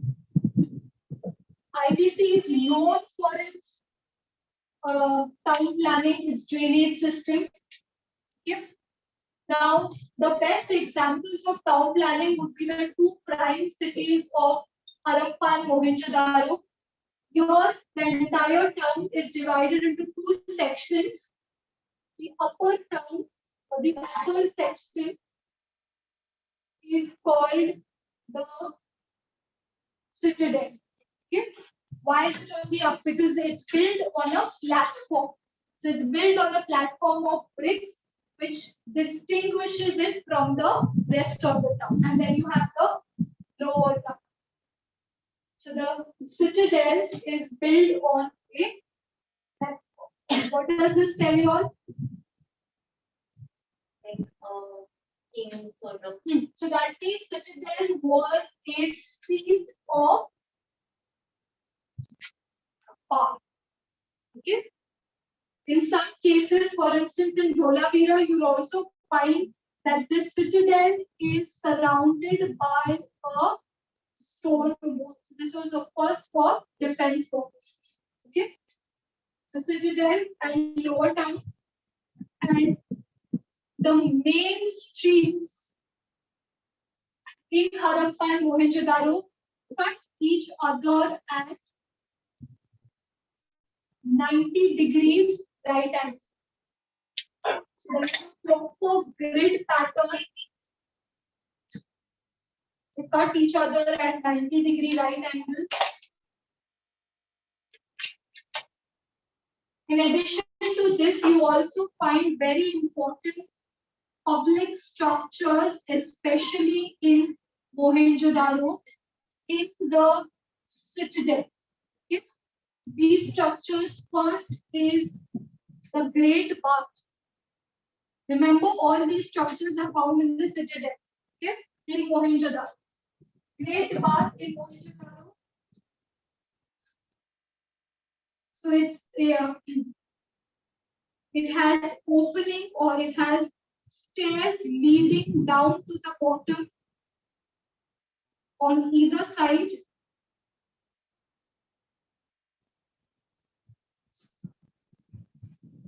So this is a Great Bath. You have stairs this side and this side, and it is surrounded by rooms.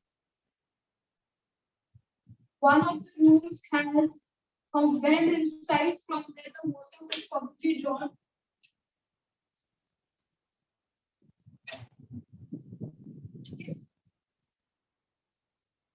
The bottom of the great bath is made waterproof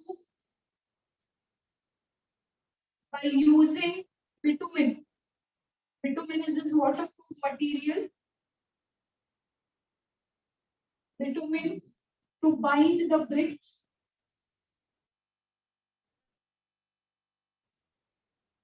What is the significance of the great bath? What does it tell you? What does the existence of such a structure tell you? Importance of hygiene. Okay, yeah, importance of hygiene. What else?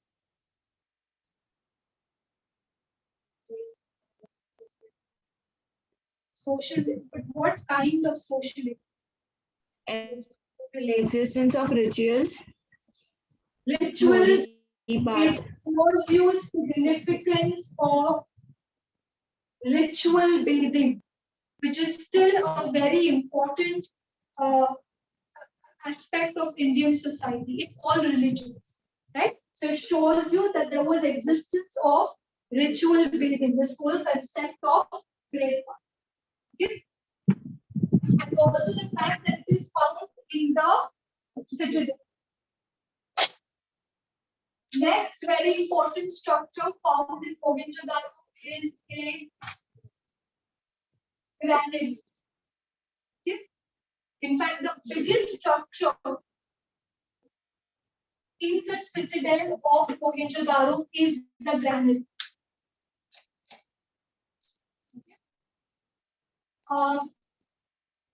In Harappa,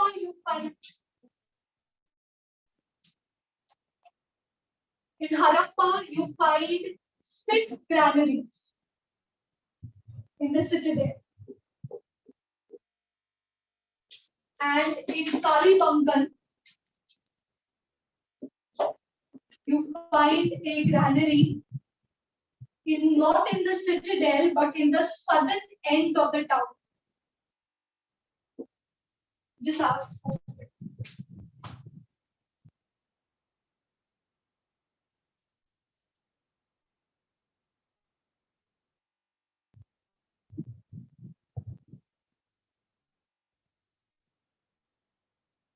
Okay.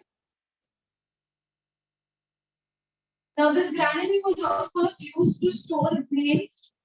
What does this tell you? The existence of a granary. Grains were stored. Agriculture, what else? Storing for surplus. Okay, but what does it tell you? Storage of surplus for what? And also remember, I'm focusing on the fact that all these structures, great bath, granary, these structures are found in the citadel. So using this information, tell me what does this signify?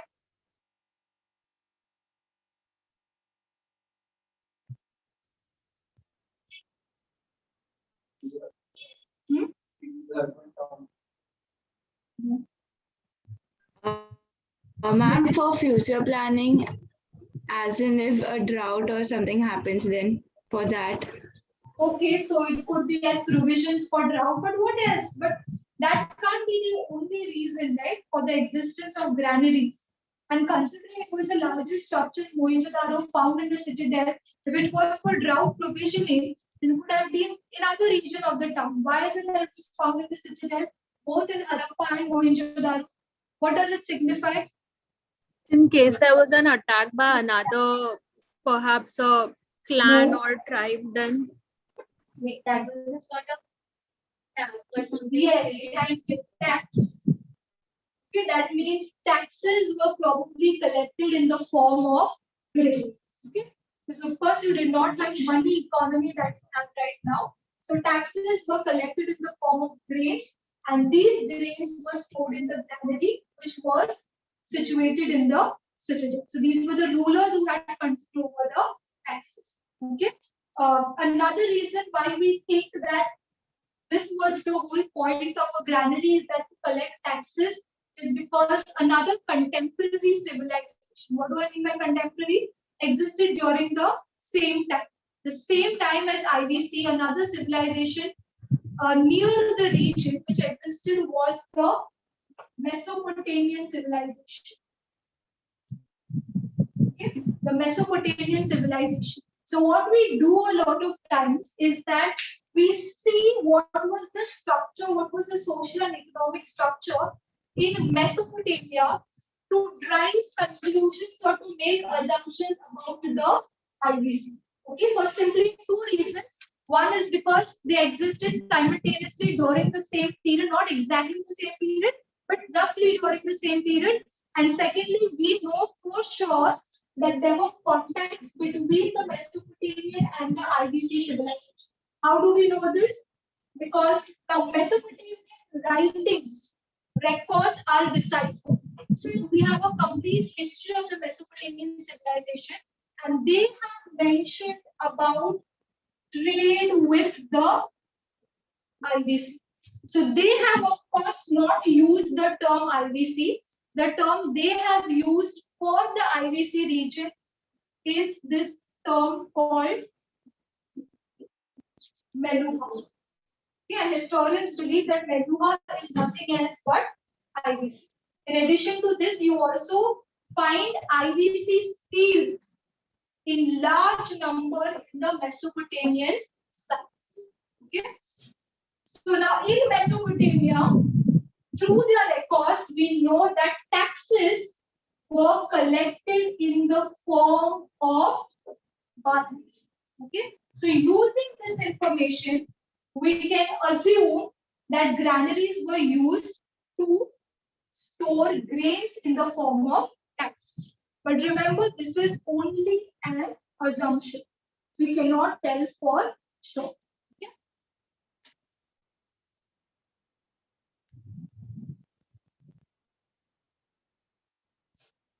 The next important thing in town planning of IBC is the drainage system.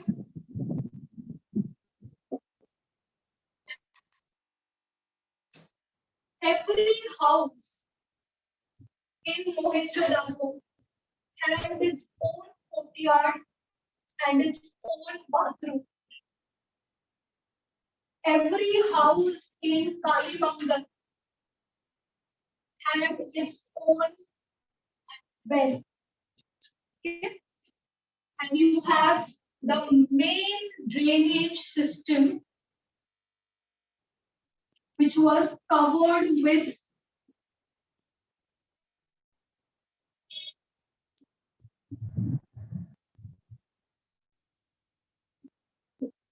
burned bricks. Okay, and this main drainage system was found along the main streets of the town. Again, shows importance of hygiene in the IBC. Sadly, we look forward to it now.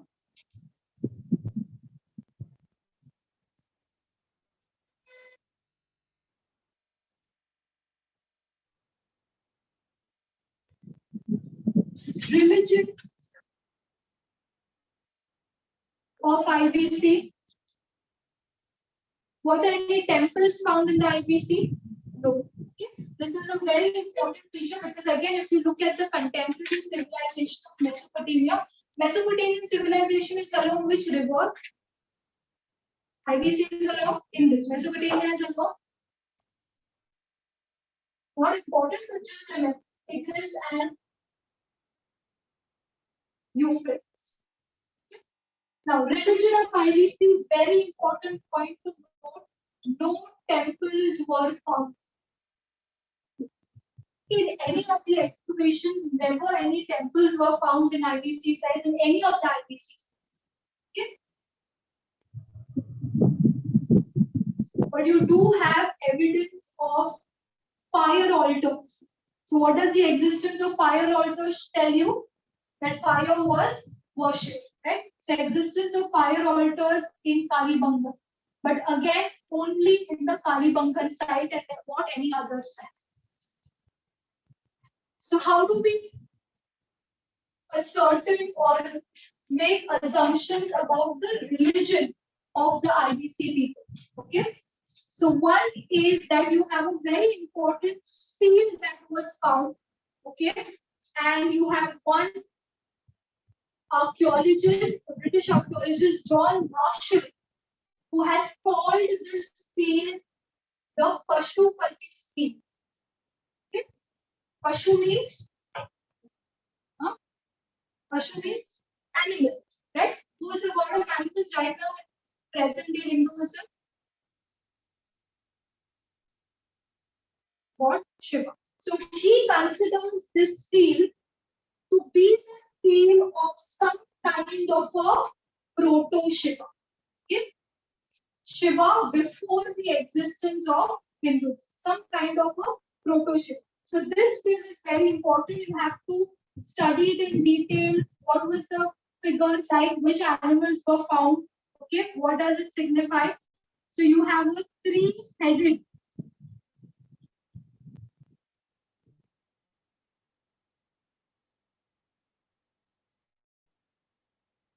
It was a three-headed horn figure, had three heads, was wearing a headdress made of horns. Three-headed horn figure sitting cross-legged in a meditative state.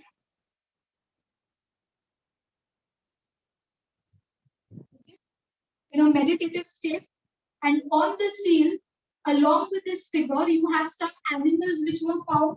So you have to remember which were these animals. So you have elephant, tiger, and rhinoceros. Elephant, tiger, and rhinoceros. And near the feet of the figure, you have a buffalo, and you have two deers.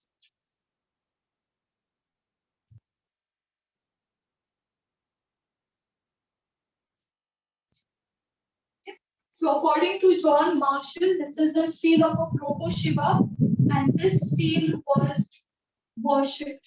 However, you have a lot of counter arguments also. Okay, so some archaeologists have said that how do you know that it is a male figure? It could also be a female goddess. Okay, because at this time you do have instances of female goddesses with horned headdress. Okay, so this is a counter argument made. On what basis are you calling it a male figure? Secondly, it could also be a yogi in a meditative state. On what basis are you calling it? Okay.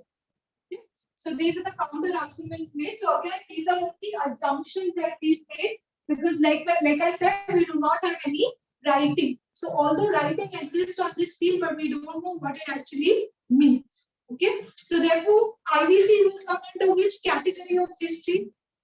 History is largely divided into prehistory and history. Okay. So this is on the basis of existence of writing. Okay. So prehistory means there was no writing. So Stone Age will come under prehistory or history? Prehistory. History is when you have the existence of writing. Okay. Now in between prehistory and history, you have something called proto-history. Okay. So IBC would come under the section of proto-history. Why?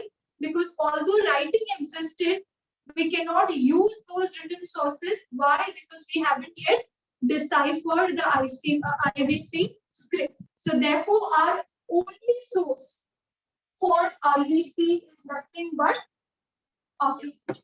That's our only source, and therefore you put it under proto-history, which is the earliest written evidence in India for Indian history. Were Vedas written?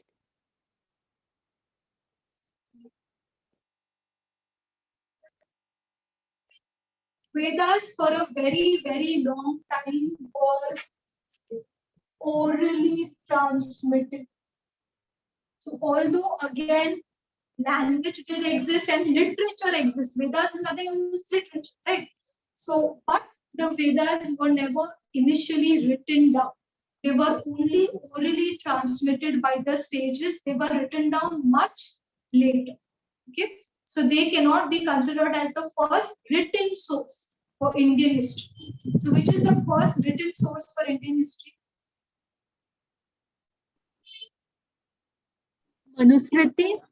Yes, Manusmriti. No. Manusmriti comes in the later Vedic period, but even not Manusmriti. First written source. Manusmriti comes under Dharma Shastras. Okay. First written source are inscriptions of this very important ruler. I've given you all a hint. Ashoka. Very good. Ashoka. Ashoka's inscription. What are inscriptions? On stone, on any solid material. Copper plate bhi ho sakta, that is also considered to be any writing on solid material. It can be stone, it can be copper plate, is considered to be inscriptions. Ashoka's inscriptions are considered to be the earliest written source for Indian history. To which date does this belong to? 300. Ashoka belongs to 300. Okay, that is the first written source that we have for Indian history. Stop here. This is too much of information. So this is where we ended, right? We've just about started religion. So in the next class, we'll continue with it. Which were the first inscriptions about India? Not written in India, but written about India.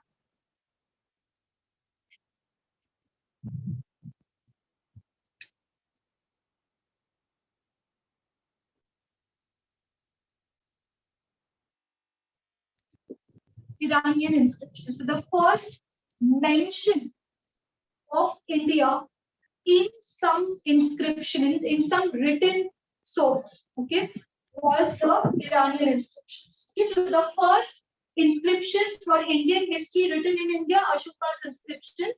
First ever inscriptions mentioning India are the Iranian inscriptions. Okay, now very interesting thing about the Iranian inscriptions is when they mentioned India, they mentioned only the region near river Sindhu. Which is this river Sindhu? Sindhu is another word for the river in this, right? So when they mention India, they mention this region near river Sindhu. Now in the Iranian language, S becomes H. Okay, so therefore Hindu or Sindhu became Hindu.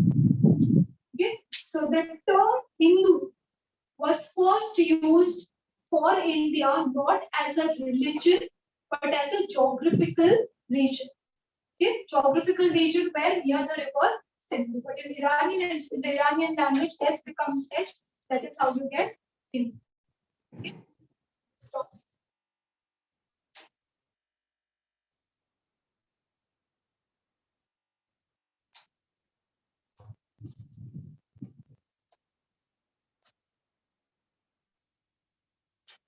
Ma'am, Yes.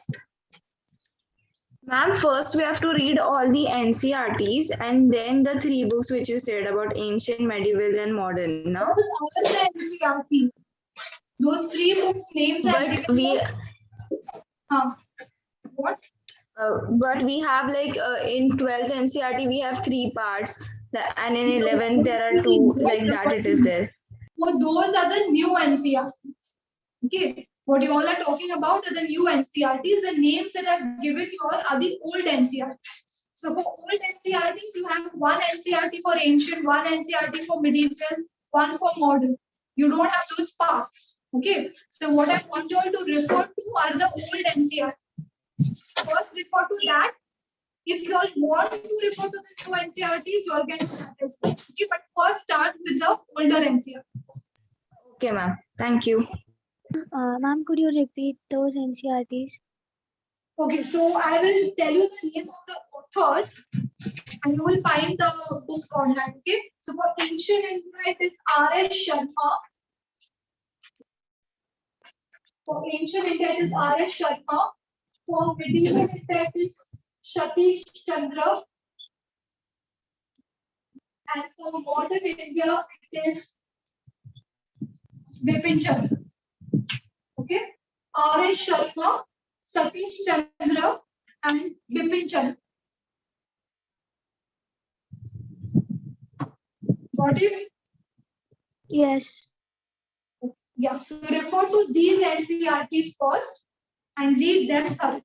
These are the older NCRTs.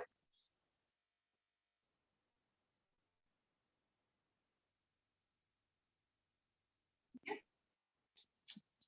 So I'll just end the lecture here.